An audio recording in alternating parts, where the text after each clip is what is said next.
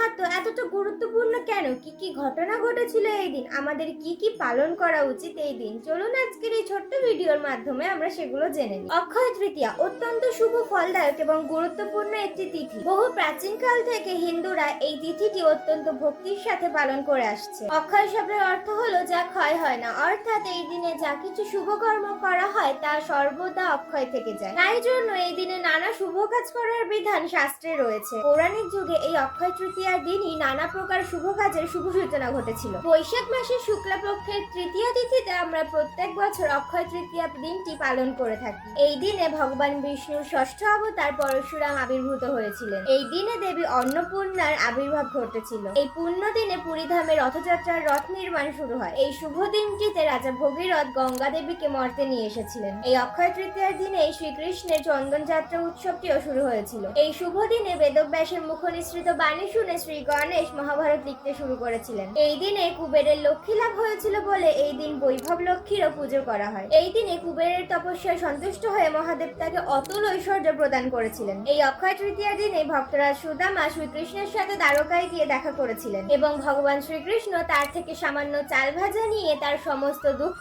মোচন করেছিলেন। 2026 সালে অক্ষয় তৃতীয়ার দিনটি হচ্ছে বৈশাখ মাসের 6 তারিখ এবং এপ্রিল মাসের 20 তারিখ সোমবার। এই অক্ষয় তৃতীয়ার দিনে আমরা যে কর্মই করি না কেন সেটাই অক্ষয় হয়ে থাকবে, সেটি আমাদের ভালো কর্ম হোক অথবা আমাদের খারাপ কর্ম। সুতরাং আমাদের এই দিন ভগবানের প্রচুর প্রচুর সেবা করা উচিত, জপ করা উচিত, গ্রন্থ পাঠ করা উচিত এবং অনেক দান ধ্যান ও পুণ্য কর্ম করা উচিত। আজকের ভিডিওটি আপনাদের ভালো লেগে থাকলে লাইক কমেন্ট শেয়ার করতে ভুলবেন না। ভিডিওটি ইউটিউব থেকে দেখে থাকলে আমার চ্যানেলটিকে সাবস্ক্রাইব করে এবং ইনস্টাগ্রাম ও ফেসবুক থেকে দেখে থাকলে আমার পেজটিকে ফলো করে আমার পাশে থাকবেন। হরে কৃষ্ণা, হরি বল।